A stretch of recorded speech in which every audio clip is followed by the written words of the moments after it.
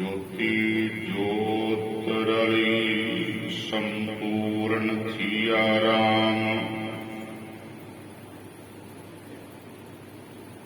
बलिहारी गुर अपने त्योहारी सदवार। जिन मानस ते देवते किए करत न लागी वार। श्री हर कृष्ण ध्याइए जिस डिठे सब दुख जाए। तेग बहादुर सिमरिया घर नौ निध आवे भाए। सब थाई होए सहाय। दर्शन देख जीवा गुर तेरा। पूरन कर्म होए प्रभ मेरा। एह बेनंती सुन प्रभ मेरे। एह नाम कर अपने चेरे। अपनी शरण राख प्रभ दाते। गुर प्रसाद किन बिरलै जाते। सुनो बिनो प्रभ मेरे मीता। चरण कमल बसै मेरे चीता। नानक करे अरदास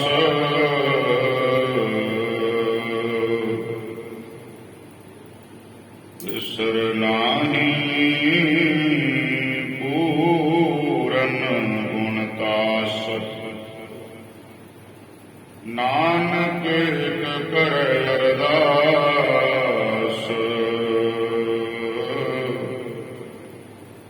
बिसर नाहीं पूरन गुणतास। सुख हल गुर सेवियै।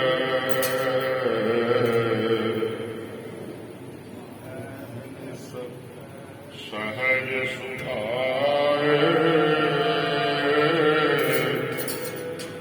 दर्शन परसै गुरु के। जन्म मरण दुख जाए। होवै सिफत खसानी नूर अरसो पुरसों चटिया।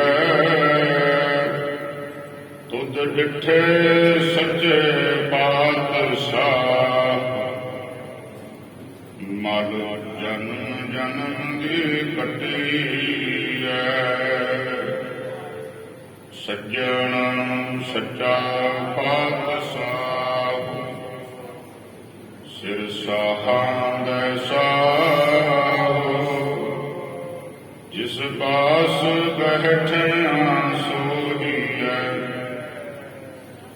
सबना गावे साहो।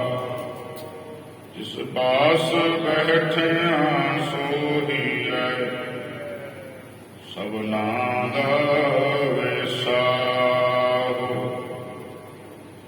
सतनाम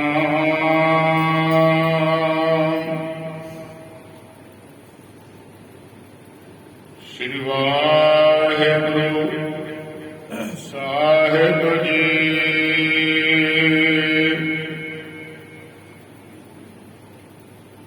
श्लोक दया करणं दुख हरणं। उच्चरणं नाम कीर्तन है।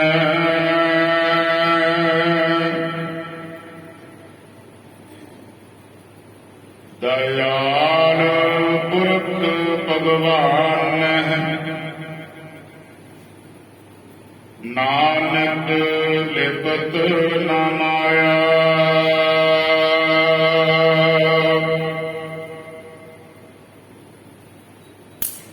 ਦਇਆ ਕਰਨੰ ਦੁਖ ਹਰਣੰ ਉਚਰਣੰ ਨਾਮ ਕੀਰਤਨ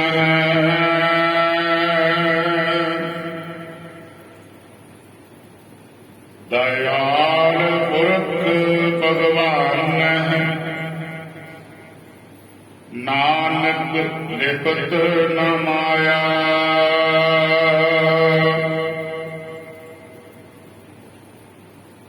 ਪਾਹੇ ਕਲੰਦੜੀ ਬੁਝ ਗਈ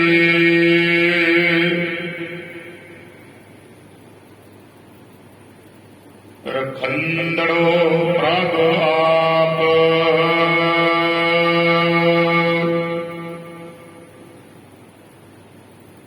ਜਿਨ ਉਪਾਏ ਮੇਦਨੀ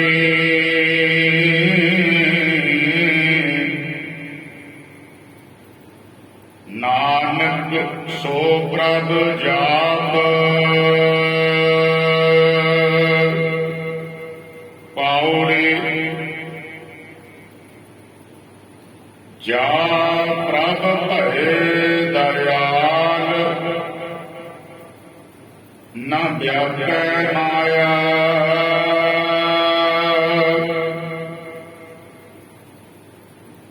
ਕੋਟ ਅਗਾਂ ਗਏ ਨਾਸ ਹਰ ਇੱਕ ਧਿਆਇਆ।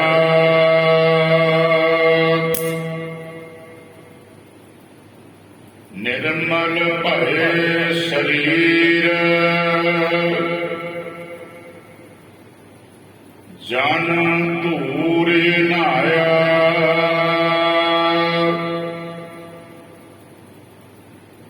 ਮਨ ਤਨ ਭਏ ਸੰਤੋਖ ਪੂਰਨ ਪ੍ਰਭ ਪਾਇਆ।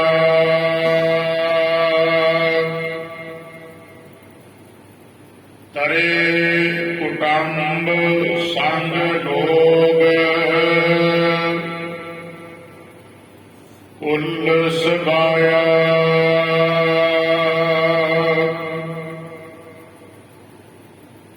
ਮਨ ਤਨ ਭਏ ਸੰਤੋਖ ਪੂਰਨ ਪ੍ਰਭ ਪਾਇਆ।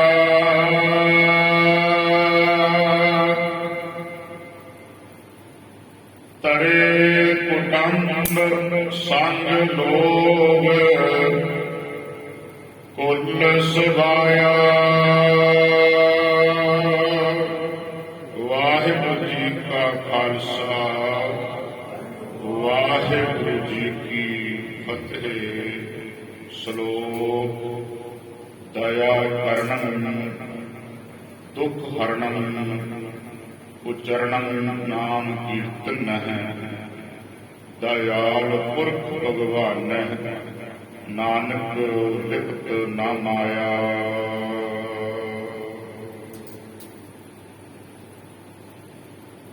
ਧਰਮ ਹੇਤ ਸਾਕਾ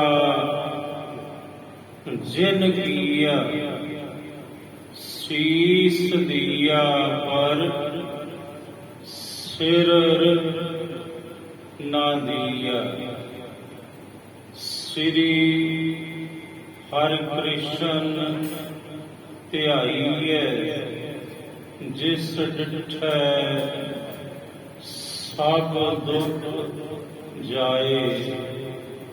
ਤੇਗ ਬਹਾਦਰ ਸਿਮਰਿਐ ਘਰ ਨੌ ਨਿਤ ਆਵੈ ਧਾਏ।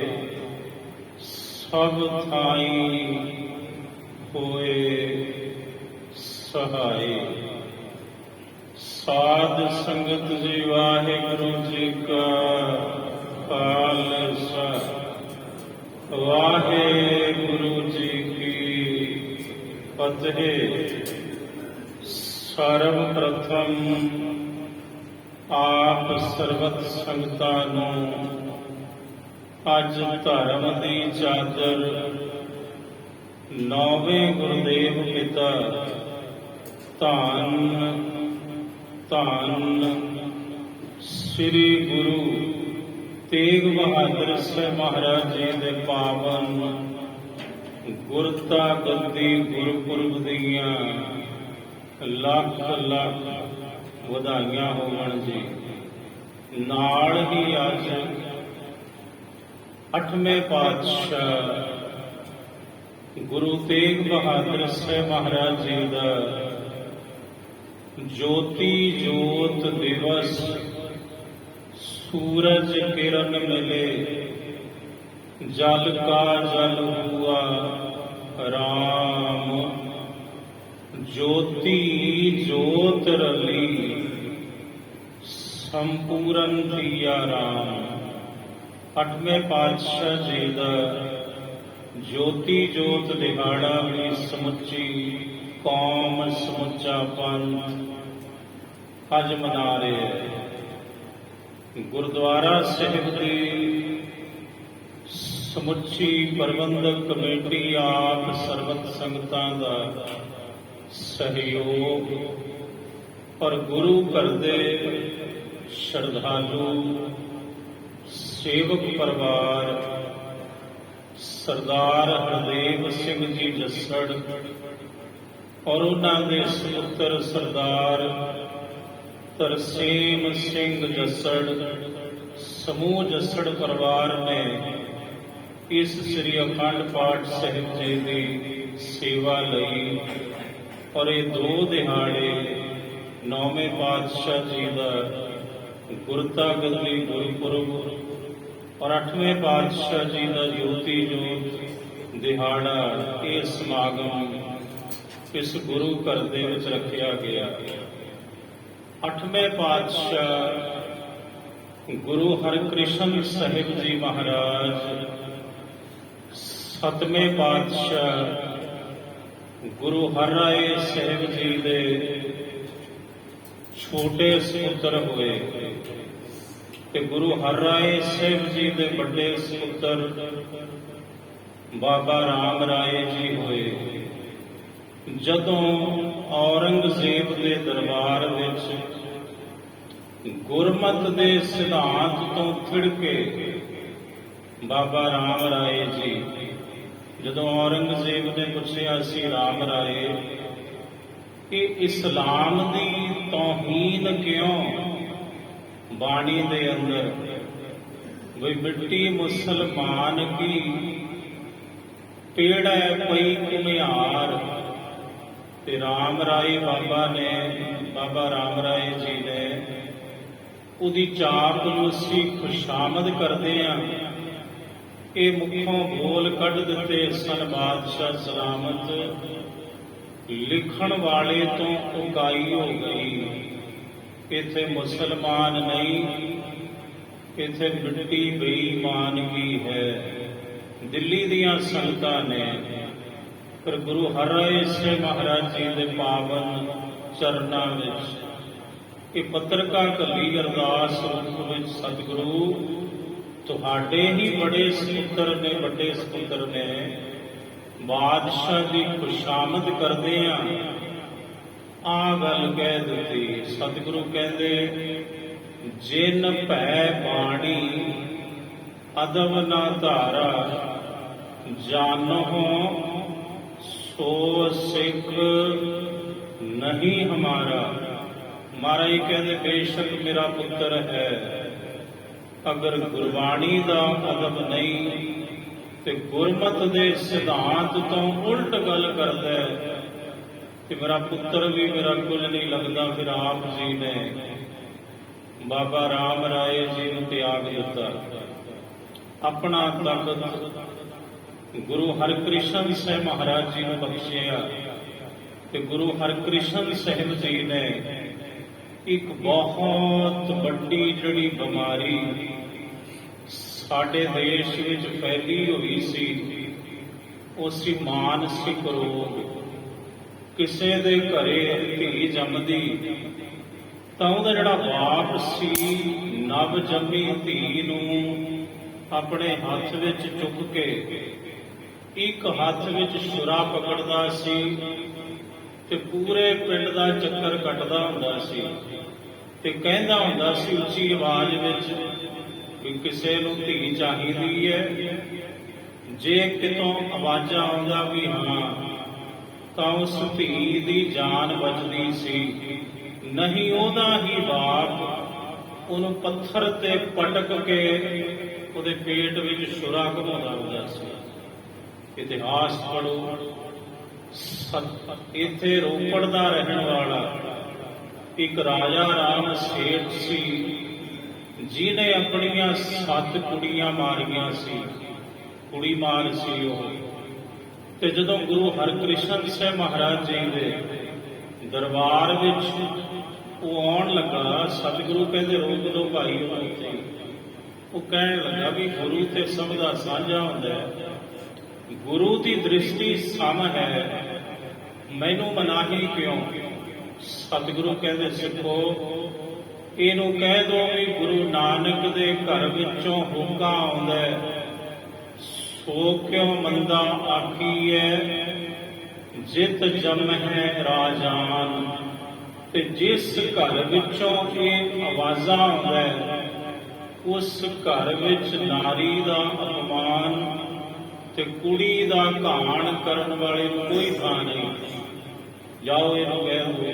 ਜਦੋਂ ਉਹਨੂੰ ਸਮਝ ਆਈ ਤਾਂ ਉਹਨੇ ਫਿਰ ਇੱਕ ਗੱਲ ਕਹੀ, ਕਹਿਣ ਲੱਗਾ ਮਹਾਰਾਜ, ਪਾਪੀਆਂ ਨੂੰ ਬਖਸ਼ਣ ਵਾਲਾ ਵੀ ਇੱਕੋ ਘਰ ਹੈ, ਉਹ ਹੈ ਗੁਰੂ ਨਾਨਕ ਦਾ ਘਰ। ਤੇ ਜੇ ਤੁਸੀਂ ਮੈਨੂੰ ਇੱਥੋਂ ਨਹੀਂ ਬਖਸ਼ਿਆ ਤੇ ਮੈਨੂੰ ਕਿਤੇ ਢੋਈ ਨਹੀਂ ਜੇ ਮਿਲਣੀ। ਸਾਹਿਬ ਕਹਿੰਦੇ ਸੰਗਤ ਵਿੱਚ ਪ੍ਰਾਣ ਕਰ, ਬਈ ਅੱਜ ਤੋਂ ਬਾਅਦ ਇਹ ਪਾਪ ਨਹੀਂ ਕਰੇਗਾ ਤੇ ਪਿਛਲੇ ਗੁਨਾਹਾਂ ਦਾ ਪ੍ਰਾਸ਼ਚਿਤ ਕਰ, ਸੇਵਾ ਸਿਮਰਨ ਵਿੱਚ ਜੁੜ, ਸ਼ਾਇਦ ਗੁਰੂ ਨਾਨਕ ਤੇਰੇ ਤੇ ਰਹਿਮਤ ਕਰ ਦੇਣ ਤੇ ਤੂੰ ਬਖਸ਼ਿਆ ਜਾਵੇਂ ਰੱਬ ਦੀ ਦਰਗਾਹ ਵਿੱਚੋਂ। ਇਹ ਬਹੁਤ ਵੱਡਾ ਇੱਕ ਮਾਨਸਿਕ ਰੋਗ ਸੀ, ਇਹਨੂੰ ਮਹਾਰਾਜ ਜੀ ਨੇ ਠੱਲ ਪਾਈ। ਸਮਾਂ ਆਇਆ, ਫਿਰ ਦਿੱਲੀ ਬਾਦਸ਼ਾਹ ਨੇ, ਔਰੰਗਜ਼ੇਬ ਨੇ ਆਪ ਜੀ ਨੂੰ ਸਦਾ ਘੱਲਿਆ ਕਿ ਦਿੱਲੀ ਦੀ ਧਰਤੀ ਤੇ ਆਓ। ਸਤਿਗੁਰੂ ਕਹਿੰਦੇ ਜੋ ਸਾਡੇ ਪਿਤਾ ਸਤਿਗੁਰੂ ਦਾ ਬਚਨ ਹੈ ਉਹਦੇ ਤੇ ਪਹਿਰਾ ਦੇਵਾਂਗੇ। ਨਹਿ ਮਲੇਸ਼ ਕੋ ਦਰਸ਼ਨ ਦੈ, ਅਸੀਂ ਬਾਦਸ਼ਾਹ ਤੇਰੇ ਮੱਥੇ ਨਹੀਂ ਲੱਗਾਂਗੇ। ਫਿਰ ਦਿੱਲੀ ਤੋਂ ਰਾਜਾ ਜੈ ਸਿੰਘ ਨੇ ਅਰਜ਼ ਘੱਲੀ, ਮਹਾਰਾਜ ਬਾਦਸ਼ਾਹ ਦੀ ਖਾਤਰ ਨਾ ਸਹੀ, ਦਿੱਲੀ ਦੀਆਂ ਸੰਗਤਾਂ ਚਾਹੁੰਦੀਆਂ ਨੇ ਤੁਹਾਡੇ ਦਰਸ਼ਨ ਕਰਨ। ਸਤਿਗੁਰੂ ਕਹਿੰਦੇ ਸੰਗਤ ਸਭ ਤੋਂ ਮਹਾਨ ਹੈ, ਜੇ ਸੰਗਤ ਦੀ ਬੇਨਤੀ ਹੈ ਫਿਰ ਜ਼ਰੂਰ ਆਵਾਂਗੇ ਦਿੱਲੀ। ਫਿਰ ਸਾਹਿਬ ਜੀ ਨੇ ਕੀਰਤਪੁਰ ਸਾਹਿਬ ਦੀ ਪਾਵਨ ਧਰਤੀ ਤੋਂ ਆਪਣੇ ਸਤਿਕਾਰਯੋਗ ਮਾਤਾ ਧੰਨ ਮਾਤਾ ਕ੍ਰਿਸ਼ਨ ਕੌਰ ਜੀ ਸਹਿਤ, ਬੜੇ ਹੋਰ ਸਿੱਖਾਂ ਦੇ ਸਹਿਤ, ਤੇ ਉਹਨਾਂ ਸਿੱਖਾਂ ਵਿੱਚ ਕੌਮ ਦੀ ਮਹਾਨ ਹਸਤੀ, ਸ਼ਹੀਦਾਂ ਦਾ ਪਰਿਵਾਰ, ਧੰਨ ਸ਼ਹੀਦ ਭਾਈ ਮਨੀ ਸਿੰਘ ਜੀ ਵੀ ਸ਼ਾਮਲ ਸਨ। ਕਿਉਂਕਿ ਭਾਈ ਮਨੀ ਸਿੰਘ ਜੀ ਨੇ ਗੁਰਸਿੱਖੀ 7ਵੇਂ ਪਾਤਸ਼ਾਹ ਗੁਰੂ ਹਰਿਰਾਏ ਸਾਹਿਬ ਮਹਾਰਾਜ ਜੀ ਤੋਂ ਪ੍ਰਾਪਤ ਕੀਤੀ। ਤੇ 8ਵੇਂ ਪਾਤਸ਼ਾਹ ਜਦੋਂ ਦਿੱਲੀ ਗਏ ਤਾਂ ਭਾਈ ਮਨੀ ਸਿੰਘ ਜੀ ਵੀ ਉਹਨਾਂ ਦੇ ਨਾਲ ਦਿੱਲੀ ਗਏ। ਰਾਜਾ ਜੈ ਸਿੰਘ ਦਾ ਬੰਗਲਾ, ਪਰ ਉਹਦੇ ਵਿੱਚ ਪਰਖ ਕੀਤੀ ਗਈ। ਰਾਣੀ ਜਿਹੜੀ ਸੀ ਉਹਨੇ ਗੋਲੀਆਂ ਵਾਲੇ ਕੱਪੜੇ ਪਾਏ। ਸਤਿਗੁਰੂ ਨੇ ਉਹਨੂੰ ਵੀ ਸਮਝਾਇਆ। ਦਿੱਲੀ ਵਿੱਚ ਭਿਆਨਕ ਬਿਮਾਰੀ ਫੈਲੀ ਚੇਚਕ ਦੀ, ਤੇ ਜਿਹੜਾ ਵੀ ਸਤਿਗੁਰੂ ਦੇ ਦੁਆਰੇ ਤੇ ਆਉਂਦਾ ਸੀ ਉਹਦਾ ਰੋਗ ਕੱਟਿਆ ਜਾਂਦਾ ਸੀ। ਇਹੀ ਹਵਾਲਾ ਫਿਰ 10ਵੇਂ ਪਾਤਸ਼ਾਹ ਗੁਰੂ ਗੋਬਿੰਦ ਸਿੰਘ ਮਹਾਰਾਜ ਜੀ ਨੇ ਚੰਡੀ ਦੀ ਵਾਰ ਦੀ ਜਿਹੜੀ ਪੌੜੀ ਹੈ ਅਰਦਾਸ ਰੂਪ ਵਿੱਚ, ਉਹਦੇ ਚ ਮਹਾਰਾਜ ਜੀ ਨੇ ਫਿਰ ਬਚਨ ਲਿਖੇ ਸ੍ਰੀ ਹਰਿ ਕ੍ਰਿਸ਼ਨ ਧਿਆਈਐ ਜਿਸ ਡਿਠੈ ਸਭ ਦੁੱਖ ਜਾਏ ਸਮਾ ਆਇਆ। ਸਾਹਿਬ ਜੀ ਸੱਚਖੰਡ ਗਮਨ ਕਰਨ ਲੱਗੇ ਤੇ ਸਿੱਖ ਕਹਿੰਦੇ ਮਹਾਰਾਜ ਅਗਲੇ ਗੁਰੂ ਕੌਣ ਹੋਣਗੇ? ਤੇ ਸਾਹਿਬ ਸੱਚੇ ਪਾਤਸ਼ਾਹ ਜੀ ਨੇ 5 ਪੈਸੇ ਨਰੇਲ ਮੰਗਵਾਇਆ ਤੇ ਸਤਿਗੁਰੂ ਜੀ ਨੇ ਇਹ ਥਾਲੀ ਵਿੱਚ ਰੱਖ ਕੇ ਧਿਆਨ ਧਰ ਕੇ ਪਰਿਕਰਮਾ ਕੀਤੀਆਂ ਤੇ ਬਚਨ ਕੀਤਾ, ਬਾਬਾ ਵਸੇ ਜੇ ਗ੍ਰਾਮ ਬਕਾਲੇ ਬਨ ਗੁਰ ਸੰਗਤ ਸਦਾ ਸੰਭਾਲੇ। ਵੀ ਅਗਲੇ ਗੁਰੂ ਹੁਣ ਬਾਬੇ ਬਕਾਲੇ ਦੀ ਧਰਤੀ ਤੇ ਹੋਣਗੇ ਧੰਨ ਗੁਰੂ ਤੇਗ ਬਹਾਦਰ ਸਾਹਿਬ ਜੀ ਮਹਾਰਾਜ। ਗੁਰੂ ਤੇਗ ਬਹਾਦਰ ਸਾਹਿਬ ਮਹਾਰਾਜ ਮੀਰੀ ਪੀਰੀ ਦੇ ਮਾਲਕ ਧੰਨ ਸ੍ਰੀ ਗੁਰੂ ਹਰਗੋਬਿੰਦ ਸਾਹਿਬ ਜੀ ਮਹਾਰਾਜ ਜੀ ਦੇ 5 ਸਾਹਿਬਜ਼ਾਦੇ ਹੋਏ ਤੇ ਇੱਕ ਸੁਪੁੱਤਰੀ ਹੋਈ ਬੀਬੀ ਵੀਰੋ ਜੀ। 6ਵੇਂ ਪਾਤਸ਼ਾਹ ਜੀ ਦੇ ਸਭ ਤੋਂ ਛੋਟੇ ਸੁਪੁੱਤਰ ਨੇ ਧੰਨ ਸ੍ਰੀ ਗੁਰੂ ਤੇਗ ਬਹਾਦਰ ਸਾਹਿਬ ਜੀ ਮਹਾਰਾਜ। ਆਪ ਜੀ ਦਾ ਪ੍ਰਕਾਸ਼ ਅੰਮ੍ਰਿਤਸਰ ਸਾਹਿਬ ਦੀ ਪਾਵਨ ਧਰਤੀ ਗੁਰੂ ਕੇ ਮਹਿਲ ਸਤਿਕਾਰਯੋਗ ਮਾਤਾ ਜੀ ਧੰਨ ਮਾਤਾ ਨਾਨਕੀ ਜੀ ਤੋਂ ਹੋਇਆ। ਜਦੋਂ 9ਵੇਂ ਪਾਤਸ਼ਾਹ ਛੋਟੀ ਅਵਸਥਾ ਵਿੱਚ ਸਨ ਤੇ ਗੁਰੂ ਹਰਗੋਬਿੰਦ ਸਾਹਿਬ ਮਹਾਰਾਜ ਜੀ ਸ੍ਰੀ ਅਕਾਲ ਤਖਤ ਸਾਹਿਬ ਤੇ ਜਦੋਂ ਸੰਗਤਾਂ ਨਾਲ ਵਚਨ ਵਿਲਾਸ ਕਰਦੇ ਤਾਂ ਖੇਡਦੇ ਖੇਡਦੇ 9ਵੇਂ ਪਾਤਸ਼ਾਹ ਪਿਤਾ ਸਤਿਗੁਰਾਂ ਦੇ ਚਰਨਾਂ ਵਿੱਚ ਪਹੁੰਚਦੇ ਤੇ ਗੁਰੂ ਹਰਗੋਬਿੰਦ ਸਾਹਿਬ ਜੀ ਤਖਤ ਤੋਂ ਆਪਣਾ ਇੱਕ ਮੋਢਾ ਚੁੱਕਦੇ ਤੇ ਗੁਰੂ ਤੇਗ ਬਹਾਦਰ ਸਾਹਿਬ ਮਹਾਰਾਜ ਜੀ ਨੂੰ ਨਾਲ ਬਿਠਾਉਂਦੇ ਸਨ। ਨਿੱਕੀ ਉਮਰ ਤੋਂ ਹੀ ਸੰਗਤਾਂ ਨੂੰ ਸਮਝ ਆਈ ਬਈ ਇੱਕ ਦਿਨ ਇਸੇ ਤਖਤ ਦੇ ਉੱਪਰ ਮਹਾਰਾਜ ਜੀ ਦਾ ਇਹ ਛੋਟਾ ਸੁਪੁੱਤਰ ਜ਼ਰੂਰ ਸੁਭਾਏਮਾਨ ਹੋਏਗਾ। ਇਹ ਰਮਜ਼ ਹੈ ਪਿਤਾ ਸਤਿਗੁਰੂ ਦੀ। ਤੇ ਜਦੋਂ 9ਵੇਂ ਪਾਤਸ਼ਾਹ ਸੰਗਤ ਵਿੱਚ ਆਉਂਦੇ ਨਾ ਤਾਂ ਨੀਵੀਆਂ ਪਾ ਕੇ ਬਹਿੰਦੇ। ਇੱਕ ਦਿਨ ਗੁਰੂ ਹਰਗੋਬਿੰਦ ਸਾਹਿਬ ਮਹਾਰਾਜ ਜੀ ਨੂੰ ਸੰਗਤਾਂ ਪੁੱਛਣ ਲੱਗੀਆਂ, ਮਹਾਰਾਜ ਤੁਹਾਡਾ ਇਹ ਛੋਟਾ ਸੁਪੁੱਤਰ ਤੇਗ ਬਹਾਦਰ ਤਿਆਗਮੱਲ ਜੀ ਜਦੋਂ ਤੁਹਾਡੇ ਚਰਨਾਂ ਵਿੱਚ ਆਉਂਦੇ ਨੇ ਤੇ ਸੀਸ ਝੁਕਾ ਕੇ ਬਹਿੰਦੇ ਨੇ, ਤੁਹਾਡੇ ਨਾਲ ਅੱਖ ਨਹੀਂ ਮਿਲਾਉਂਦੇ, ਨੀਵੀਆਂ ਪਾ ਕੇ ਬਹਿੰਦੇ ਨੇ। ਤੇ ਗੁਰੂ ਤੇਗ ਬਹਾਦਰ ਸਾਹਿਬ ਮਹਾਰਾਜ ਬੋਲੇ, ਕਹਿੰਦੇ ਹੈ ਗੁਰੂ ਕੇ ਸਿੱਖੋ ਇਹਦਾ ਕਾਰਨ ਮੈਂ ਦੱਸਾਂ। ਤੇ ਗੁਰੂ ਹਰਗੋਬਿੰਦ ਸਾਹਿਬ ਮਹਾਰਾਜ ਬੜੇ ਖੁਸ਼ ਹੋਏ, ਕਹਿਣ ਲੱਗੇ ਪੁੱਤਰ ਜੀ ਦੱਸੋ। ਸਾਹਿਬ ਕਹਿਣ ਲੱਗੇ ਗੁਰੂ ਨਾਨਕ ਦੀ ਸੰਗਤ ਇਹਦਾ ਕਾਰਨ ਇੱਕੋ ਹੀ ਹੈ ਵੀ ਜਿਹੜਾ ਸਾਡੇ ਅੰਦਰ ਦੀ ਸਾਰੀ ਗੱਲ ਜਾਣਦਾ ਹੋਵੇ ਤੇ ਸਾਡੀ ਅਵਸਥਾ ਨੂੰ ਪਹਿਚਾਣਦਾ ਹੋਵੇ, ਉਹਦੇ ਅੱਗੇ ਨੀਵੀਂ ਪਾ ਕੇ ਬੈਠੀਦਾ, ਸਿਰ ਉਠਾ ਕੇ ਨਹੀਂ, ਉਹਦੇ ਅੱਗੇ ਸੀਸ ਝੁਕਾ ਕੇ ਹੀ ਬੈਠੀਦਾ। ਪਿਤਾ ਮੇਰਾ ਅੰਤਰਜਾਮੀ ਹੈ ਗੁਰੂ ਹਰਗੋਬਿੰਦ ਸਾਹਿਬ, ਤੇ ਮੇਰੇ ਅੰਦਰ ਕੀ ਹੈ ਇਹ ਘਟ ਘਟ ਕੇ ਜਾਣਨ ਹਾਰ ਨੇ, ਤੇ ਮੇਰੀ ਜ਼ਰੂਰਤ ਨਹੀਂ ਹੁੰਦੀ ਕਿ ਮੈਂ ਇਹਨਾਂ ਦੇ ਨਾਲ ਅੱਖ ਵੀ ਮਿਲਾ ਸਕਾਂ। ਇਹ ਬਚਨ ਗੁਰੂ ਤੇਗ ਬਹਾਦਰ ਸਾਹਿਬ ਮਹਾਰਾਜ ਜੀ ਨੇ ਕੀਤਾ। ਐਸਾ ਜੀਵਨ ਆਪ ਜੀ ਦਾ ਕਿ ਵਿਆਹ ਧੰਨ ਮਾਤਾ ਗੁਜਰੀ ਜੀ ਨਾਲ ਹੋਇਆ। 32 ਸਾਲ ਘਰੇ ਕੋਈ ਸੰਤਾਨ ਨਹੀਂ, ਤਕਰੀਬਨ 32 ਵਰ੍ਹਿਆਂ ਦਾ ਕਰੀਬ ਸਮਾਂ ਬਣਦਾ ਹੈ ਤੇ ਗੁਰੂ ਗੋਬਿੰਦ ਰਾਏ ਜੀ ਦਾ, ਗੁਰੂ ਗੋਬਿੰਦ ਸਿੰਘ ਮਹਾਰਾਜ ਜੀ ਦਾ ਪ੍ਰਕਾਸ਼ ਹੋਇਆ ਆਪ ਜੀ ਦੇ ਘਰੇ ਪਟਨਾ ਸਾਹਿਬ ਦੀ ਧਰਤੀ ਤੇ। ਉਦੋਂ ਆਪ ਜੀ ਪਾਸ ਨਹੀਂ, ਕਿਸੇ ਦੇ ਘਰੇ ਧੀ ਹੋਵੇ ਪੁੱਤਰ ਹੋਵੇ ਬਾਪੂ ਨੂੰ ਚਾਅ ਚੜ੍ਹਦਾ ਵੀ ਮੈਂ ਆਪਣੇ ਪੁੱਤਰ ਦਾ ਮੂੰਹ ਵੇਖਾਂ, ਪਰ ਕਿਹੋ ਜਿਹਾ ਨਿਰਮੋਹੀ ਸਤਿਗੁਰੂ ਹੈ ਧੰਨ ਗੁਰੂ ਤੇਗ ਬਹਾਦਰ ਸਾਹਿਬ ਮਹਾਰਾਜ ਕਿ ਤਕਰੀਬਨ ਗੁਰੂ ਗੋਬਿੰਦ ਸਿੰਘ ਮਹਾਰਾਜ ਜੀ ਦੇ ਪ੍ਰਕਾਸ਼ ਤੋਂ 4.5 ਤੇ 5 ਸਾਲ ਦਾ ਸਮਾਂ ਲਿਖਿਆ ਇਤਿਹਾਸਕਾਰਾਂ ਨੇ। ਆਪ ਜੀ ਨੇ ਮੁਖੜਾ ਆਪਣੇ ਸੁਪੁੱਤਰ ਗੁਰੂ ਗੋਬਿੰਦ ਸਿੰਘ ਮਹਾਰਾਜ ਜੀ ਦਾ ਤਕਰੀਬਨ 5 ਸਾਲਾਂ ਬਾਅਦ ਤੱਕਿਆ, ਤੇ ਜਿੱਥੇ ਪਿਤਾ ਤੇ ਪੁੱਤਰ ਦਾ ਪਹਿਲਾ ਮਿਲਾਪ ਹੋਇਆ ਪਟਨੇ ਸਾਹਿਬ ਦੀ ਧਰਤੀ ਤੇ, ਉੱਥੇ ਅੱਜ ਗੁਰਦੁਆਰਾ ਸੁਭਾਏਮਾਨ ਹੈ, ਗੁਰਦੁਆਰਾ ਗੁਰੂ ਕਾ ਬਾਗ, ਉੱਥੇ ਮਿਲਣੀ ਹੋਈ ਸੀ ਪਿਤਾ ਤੇ ਪੁੱਤਰ ਦੀ। ਧੰਨ ਗੁਰੂ ਤੇਗ ਬਹਾਦਰ ਸਾਹਿਬ ਜੀ ਮਹਾਰਾਜ ਕਸ਼ਮੀਰੀ ਪੰਡਤ ਆਉਂਦੇ ਨੇ ਤੇ ਉਹ ਕਹਿੰਦੇ ਨੇ ਮਹਾਰਾਜ ਕਿਰਪਾ ਕਰੋ ਸਾਡਾ ਡੁੱਬਦਾ ਧਰਮ ਬਚਾਓ, ਤੇ ਸਤਿਗੁਰੂ ਦਿੱਲੀ ਵੱਲ ਨੂੰ ਚਾਲੇ ਪਾ ਦਿੰਦੇ ਨੇ ਆਪਣੇ ਸਿੱਖਾਂ ਦੇ ਸ਼ਹਿਰ ਦਿੱਲੀ ਦੀ ਧਰਤੀ।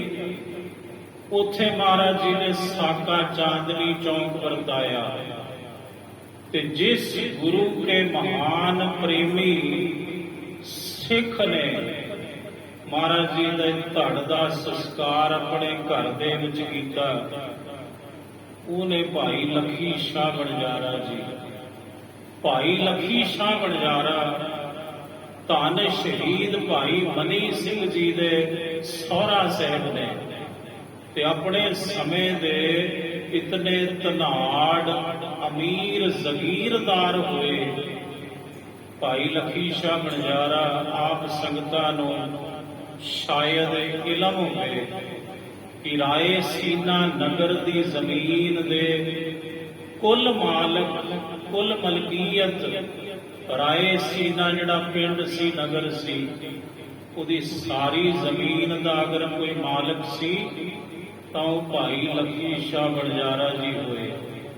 ਜਿੱਥੇ ਅੱਜ ਹਿੰਦੁਸਤਾਨ ਦੀ ਪਾਰਲੀਮੈਂਟ ਬਣੀ ਹੈ, ਪਾਰਲੀਮੈਂਟ ਹਾਊਸ, ਇਹ ਜ਼ਮੀਨ ਵੀ ਭਾਈ ਲੱਖੀ ਸ਼ਾਹ ਬਣਜਾਰਾ ਦੀ ਹੈ, ਕਾਗਜ਼ਾਂ 'ਚ ਬੋਲਦੀ ਹੈ।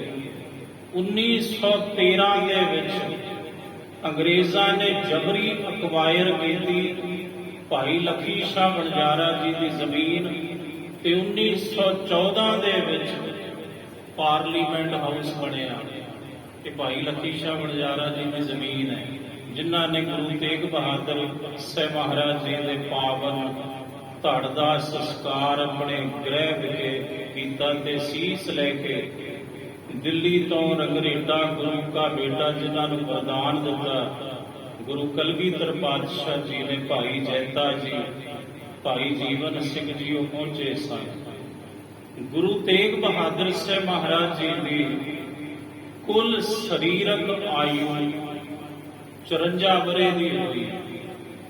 ਗੁਰੂ ਗ੍ਰੰਥ ਸਾਹਿਬ ਮਹਾਰਾਜ ਜੀ ਦੇ ਵਿੱਚ 9ਵੇਂ ਪਾਤਸ਼ਾਹ ਜੀ ਦੀ ਜਿਹੜੀ ਬਾਣੀ ਹੈ ਉਹ 15 ਰਾਗਾਂ ਦੇ ਵਿੱਚ ਹੈ, 59 ਸ਼ਬਦ, ਤੇ ਆਪ ਜੀ ਦੇ ਜਿਹੜੇ ਸ਼ਲੋਕ ਨੇ, ਸ਼ਲੋਕ ਮਹੱਲਾ 9ਵਾਂ ਸਿਰਲੇਖ ਹੈ, ਉਹ ਸ਼ਲੋਕ ਨੇ ਗੁਰੂ ਗੋਬਿੰਦ ਸਿੰਘ ਮਹਾਰਾਜ ਜੀ ਨੇ ਜਦੋਂ ਸਾਬੋ ਕੀ ਤਲਵੰਡੀ ਦਮਦਮਾ ਸਾਹਿਬ ਦੀ ਪਾਵਨ ਧਰਤੀ ਤੇ ਆਪਣੇ ਮੁਖਾਰ ਬਿੰਦ ਤੋਂ ਮੂੰਹ ਜ਼ਬਾਨੀ ਜਦੋਂ ਪੂਰੇ ਗੁਰੂ ਗ੍ਰੰਥ ਸਾਹਿਬ ਜੀ ਲਿਖਵਾਏ, ਧੰਨ ਸ਼ਹੀਦ ਭਾਈ ਮਨੀ ਸਿੰਘ ਜੀ ਲਿਖਾਰੀ ਤੇ ਸਹਿਯੋਗੀ ਧੰਨ ਸ਼ਹੀਦ ਬਾਬਾ ਦੀਪ ਸਿੰਘ ਜੀ, ਉਸ ਵਕਤ 10ਵੇਂ ਪਾਤਸ਼ਾਹ ਜੀ ਨੇ ਪਿਤਾ ਸਤਿਗੁਰੂ ਜੀ ਦੀ ਬਾਣੀ ਗੁਰੂ ਗ੍ਰੰਥ ਸਾਹਿਬ ਜੀ ਵਿੱਚ ਅੰਕਿਤ ਕੀਤੀ।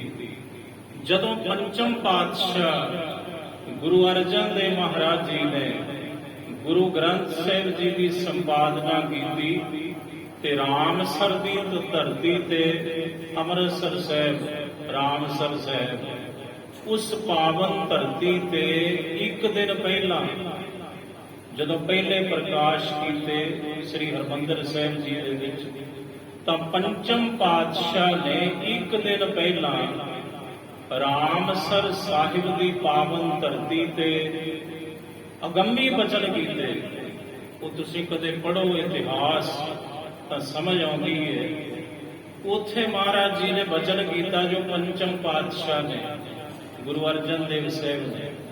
ਸਾਹਿਬ ਕਹਿੰਦੇ ਇਹ ਬਾਣੀ ਪੂਰੇ ਦੀ ਹੈ ਤੇ ਪੂਰੀ ਹੈ, ਇਹਦੇ ਵਿੱਚ ਕਿਸੇ ਨੂੰ ਕੋਈ ਅਧਿਕਾਰ ਨਹੀਂ ਕਿ ਘਾਟ ਬਾਦ ਕਰ ਸਕੇ।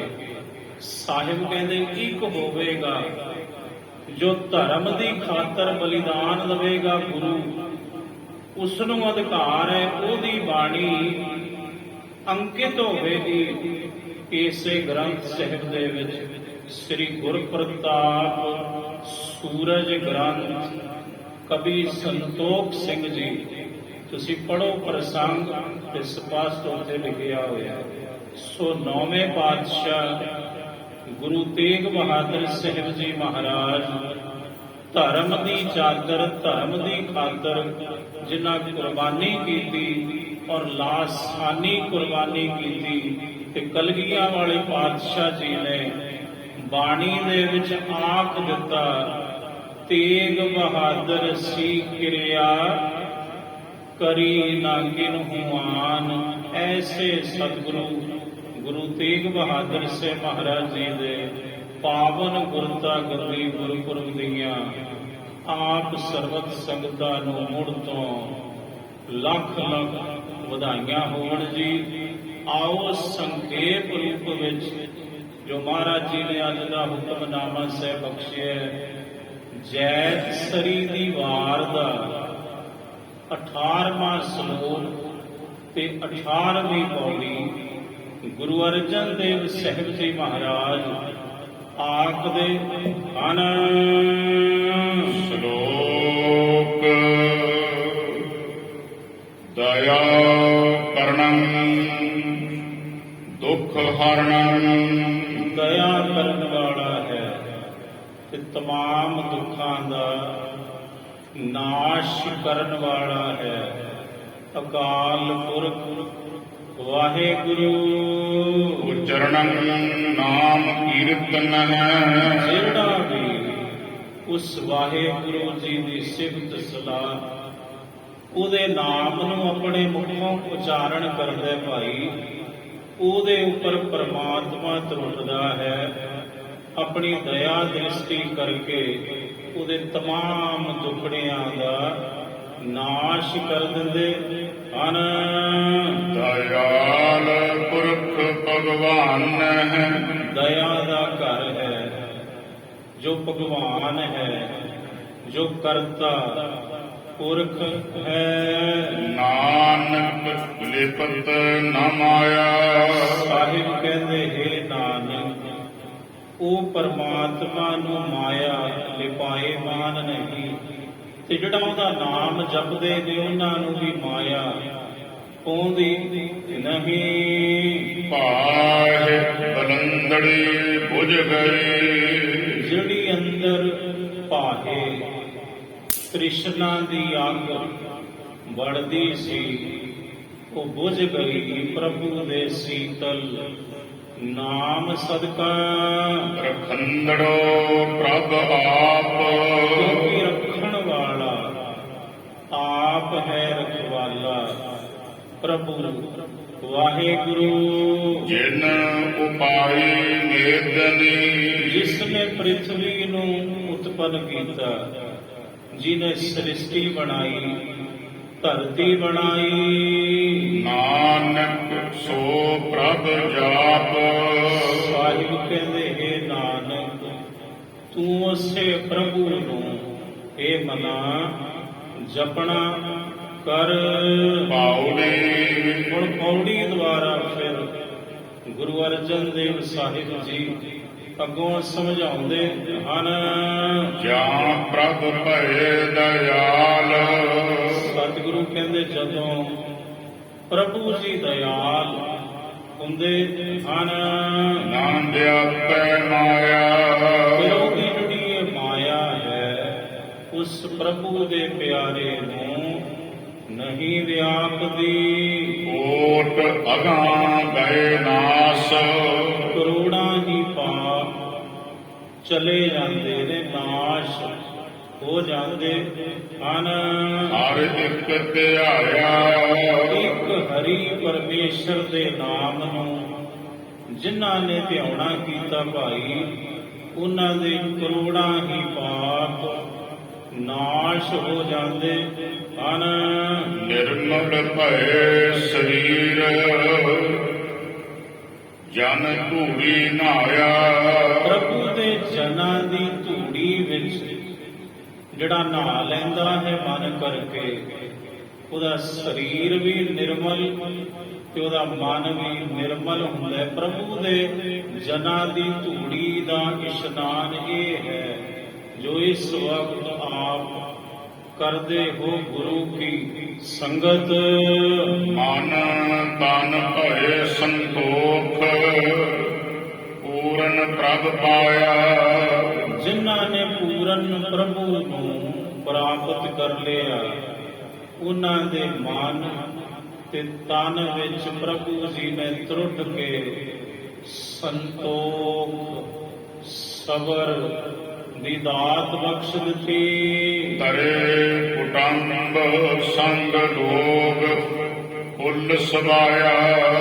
ਖੁਦ ਤੇ ਤਰੇ ਇਸ ਭਵ ਸਾਗਰ ਤੋਂ ਤੇ ਉਹ ਪਰਿਵਾਰ ਦੇ ਸਹਿਤ ਉਹਨਾਂ ਦੀ ਸਾਰੀ ਕੁੱਲ ਦਾ ਭਾਈ ਉਧਾਰ ਹੋ ਜਾਂਦਾ ਹੈ। ਜਿਹੜੇ ਪ੍ਰਭੂ ਦੇ ਗੁਰੂ ਦੇ ਚਰਨਾਂ ਨਾਲ ਜੁੜਦੇ ਨੇ, ਸੇਵਾ ਸਿਮਰਨ ਕਰਦੇ ਹਨ। ਤਰੇ ਕੁਟੰਬ ਸੰਗ ਲੋਗ, ਕੁੱਲ ਸਵਾਇਆ। ਵਾਹਿਗੁਰੂ ਜੀ ਕਾ ਖਾਲਸਾ, ਵਾਹਿਗੁਰੂ ਜੀ ਕੀ ਫਤਿਹ।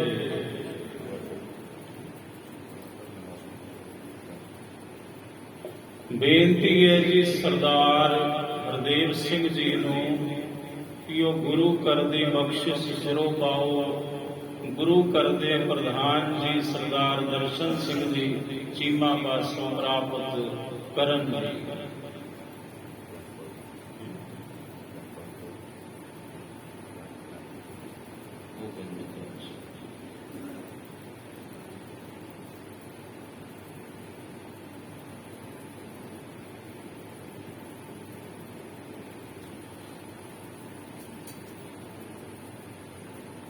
ਬੋਲੇ ਸੋ ਨਿਹਾਲ।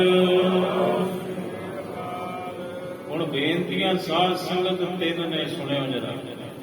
ਪਹਿਲੀ ਬੇਨਤੀ ਵੀ ਕੱਲ ਤੋਂ 26 ਤਰੀਕ ਤੋਂ ਲੈ ਕੇ 27 ਤਰੀਕ ਤੱਕ ਇਸੇ ਗੁਰਦੁਆਰਾ ਸਾਹਿਬ ਦੇ ਵਿੱਚ ਥੱਲੇ ਜਿਹੜਾ ਹਾਲ ਹੈ, ਉੱਥੇ ਥੈਰੇਪੀ ਦਾ ਕੈਂਪ ਲੱਗ ਰਿਹਾ ਹੈ।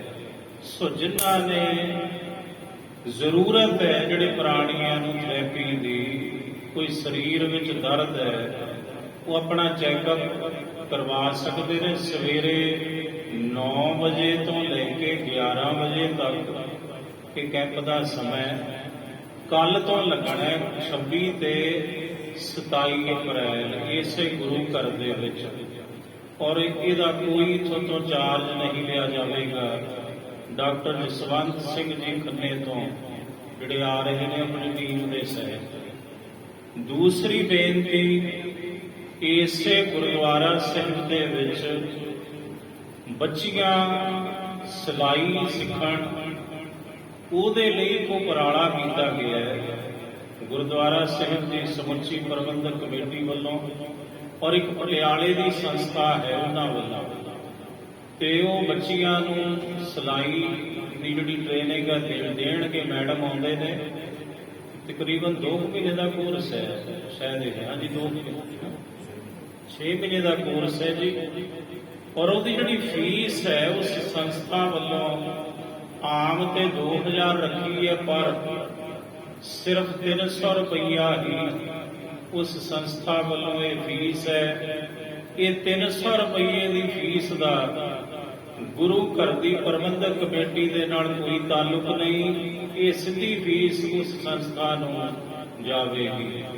ਤੀਸਰੀ ਬੇਨਤੀ, ਗੁਰੂ ਘਰ ਦੇ ਅੰਦਰ ਇੱਕ ਤਾਂ ਗੱਤਕੇ ਦੀਆਂ ਕਲਾਸਾਂ ਔਰ ਇੱਕ ਗੁਰਬਾਣੀ ਦੀ ਸੰਥਿਆ ਦੀ ਜਿਹੜੀ ਕਲਾਸ ਹੈ ਉਹ ਐਤਵਾਰ ਨੂੰ ਲੱਗਦੀ ਹੈ। ਗੁਰਬਾਣੀ ਦੀ ਸੰਥਿਆ ਦੀ ਕਲਾਸ ਪਹਿਲਾਂ ਵੀਰਵਾਰ ਵੀ ਸੀ, ਪਰ ਬੱਚਿਆਂ ਦੇ ਪੇਪਰ ਹੁੰਦੇ ਨੇ, ਇਸ ਕਰਕੇ ਐਤਵਾਰ ਦਾ ਸਮਾਂ ਰੱਖਿਆ ਹੈ। ਸੋ ਵੱਧ ਤੋਂ ਵੱਧ ਆਪਣੇ ਬੱਚਿਆਂ ਨੂੰ ਤੁਸੀਂ ਇਹ ਸ਼ਸਤਰ ਵਿਦਿਆ ਗੱਤਕੇ ਦੀ ਸਿਖਲਾਈ ਦਿਵਾਓ ਤੇ ਗੁਰਬਾਣੀ ਦੀ ਸੰਥਿਆ ਦਿਵਾਓ। ਤੁਸੀਂ ਵੱਧ ਤੋਂ ਵੱਧ ਆਪਣੇ ਬੱਚੇ ਬੱਚੀਆਂ ਨੂੰ ਘੱਲਿਆ ਕਰੋ ਜੀ। ਵਾਹਿਗੁਰੂ ਜੀ ਕਾ ਖਾਲਸਾ, ਵਾਹਿਗੁਰੂ ਜੀ ਕੀ ਫਤਿਹ। ਹੁਣ ਪਰਿਵਾਰ ਵੱਲੋਂ ਆਪ ਸਰਬਤ ਸੰਗਤਾਂ ਲਈ ਚਾਹ ਦੇ ਲੰਗਰ ਤਿਆਰ ਨੇ, ਸਾਰੀਆਂ ਸੰਗਤਾਂ ਨੇ ਚਾਹ ਦੇ ਲੰਗਰ ਛਕ ਕੇ ਜਾਣ ਦੀ ਕਿਰਪਾਲਤਾ ਕਰਨੀ ਜੀ। ਵਾਹਿਗੁਰੂ ਜੀ ਕਾ ਖਾਲਸਾ, ਵਾਹਿਗੁਰੂ ਜੀ ਕੀ ਫਤਿਹ।